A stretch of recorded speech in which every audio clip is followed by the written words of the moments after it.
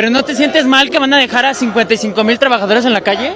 No, porque la reforma judicial no afecta a ningún trabajador del Poder Judicial. Lo único que hace es, entre otras cosas, el pináculo, la columna vertebral de la reforma es que los jueces, magistrados y ministros lo podamos escoger nosotros.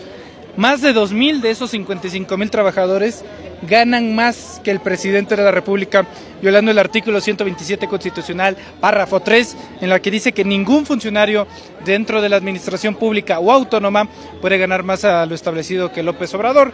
Entonces, si yo veo esas violaciones sistemáticas a quienes dicen defender la Constitución, obviamente me voy a poner en contra. No, pues eso es falso y ya lo veremos ahora cuando los jóvenes voceros del movimiento hablen.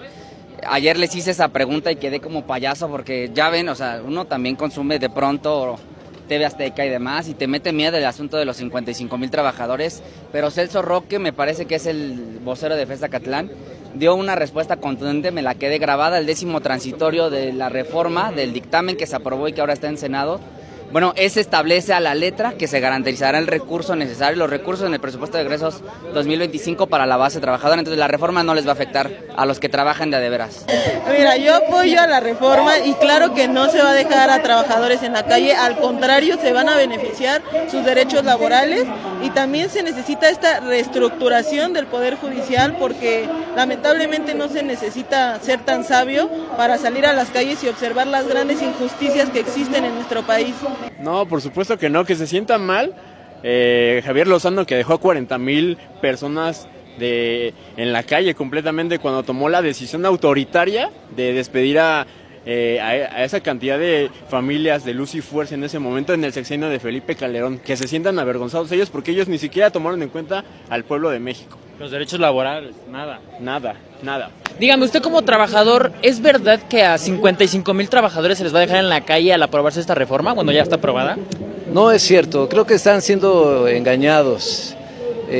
No creo que va a ser así. Creo que está muy clara la reforma y en ese sentido se respetarán los derechos de los trabajadores.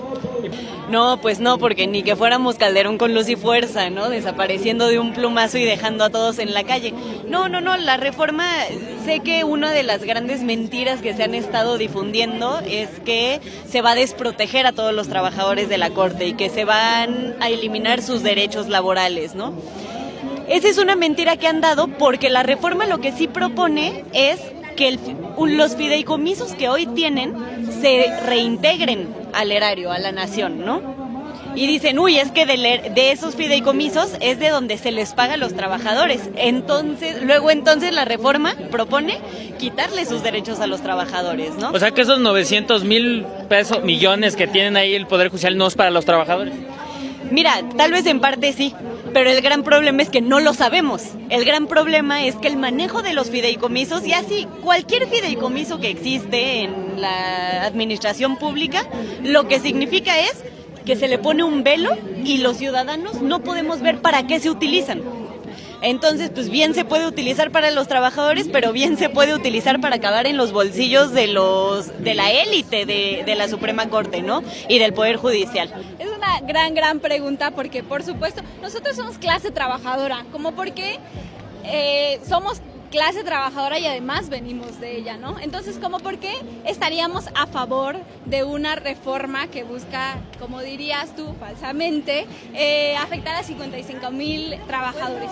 La propuesta en su artículo 10 propone que dice, se garantizan, lo voy a decir textualmente porque en verdad es algo que nos dicen mucho, se garantizan los derechos de las y los trabajadores como asegurando que en el presupuesto de ingresos y egresos se contemplen las pensiones, las prestaciones médicas y todos los derechos laborales que tienen las y los trabajadores del Poder Judicial. ¿Tú?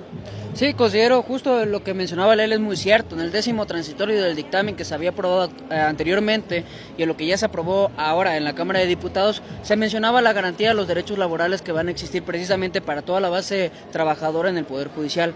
Dicho sea de paso, se ha dado conforme al diálogo con los trabajadores, a los 9 foros nacionales que hubo para poder abordar la opinión de magistrados, ministros y jueces a nivel nacional. En estos 9 foros se hicieron más de 100 modificaciones al dictamen inicial. Esto quiere decir que lo que se aprobó en la Cámara de Diputados no surgió con base a una imposición, surgió con base a un diálogo y a la deliberación justa que se tuvo que haber dado antes, para precisamente tener todo sobre la mesa y decir, ¿sabes qué? Esto va, esto no va y esto debe ser así.